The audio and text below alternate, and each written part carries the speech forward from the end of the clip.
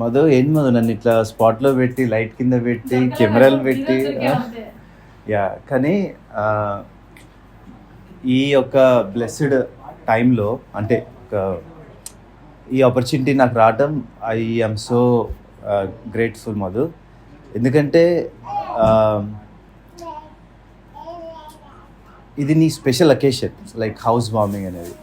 ఈ జర్నీలో థ్యాంక్ఫుల్లీ నేను, నాతో పాటు శ్వేత, నాతో పాటు చాలామంది లైక్ సజ్జన్, శ్రావ్య, అరుణ్, వీళ్ళందరూ మేమందరం ఇక్కడ ఉండటం లైక్ చాలా హ్యాపీగా ఉంది.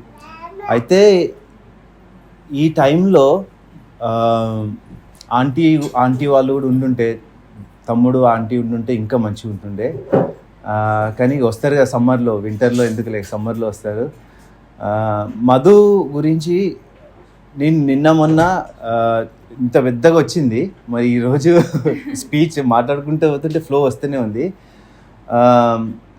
అన్నీ కూడా అన్ని మైల్ స్టోన్స్ లైక్ మధు లైఫ్లో అన్ని మైల్ స్టోన్స్లో ఇది one of the biggest mile stone. కానీ మధు ఇంకా ఇదే ఎండ్ కాదు, ఇక్కడి నుంచి ఇంకా చాలా ఉంది. అయితే ఫస్ట్ మాకు తెలిసినప్పటి నుంచి ఈ జర్నీ, మా ఫ్రెండ్షిప్ జర్నీ 2000 లైక్ 11 నుంచి జర్నీ. అప్పటి నుంచి కూడా అబ్జర్వ్ చేస్తున్నా కదా మధుని.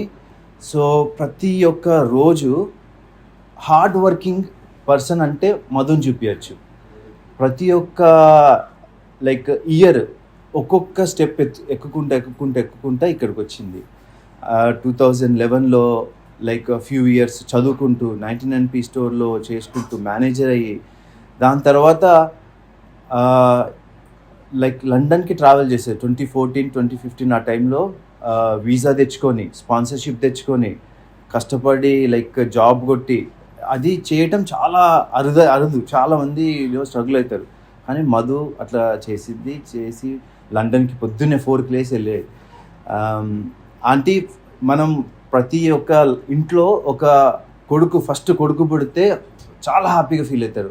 ఎందుకంటే కొడుకు మనకి ఒక మనం చూసుకుంటాడు, ఒక ఫ్యామిలీని పైకి నిలబెడతాడు అని. కానీ ఈ మధు ఒక అమ్మాయి అయి పుట్టినా కానీ ఒక పెద్ద కొడుకులాగా మిమ్మల్ని, ఫ్యామిలీని, ఫ్రెండ్స్ని, ఆమె స్ట్రగుల్స్ పడుతూ ఇక్కడ యూకేలో చూడాల్సిన అన్నీ చూసింది. అన్నీ చూసుకుంటూ కూడా బ్యాక్ హోమ్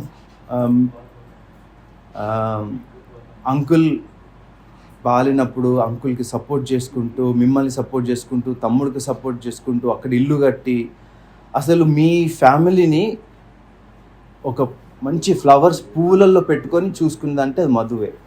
సో ఆ పెద్ద కొడుకు అనే డెఫినేషన్ని ఇక్కడ అసలు పనికి కూడా రాదు. సో మధు, నువ్వు మస్తు అమేజింగ్ ఒక డాటర్ నువ్వు యాక్చువల్గా. అయితే ఈ టైంలో అంకుల్ ఉంటుంటే ఇంకా సూపర్గా హ్యాపీగా ఫీల్ అయ్యేటాడు. కానీ అంకుల్ ఎక్కడున్నా కానీ నీకైతే బ్లెస్సింగ్స్ ఉంటాయి డెఫినెట్గా. సో ఈ జర్నీ, ఆ 14 నుంచి జర్నీ చూసుకుంటే ప్రతి ఒక్క ఎపిసోడ్లో వీసా, స్పాన్సర్షిప్, ILR,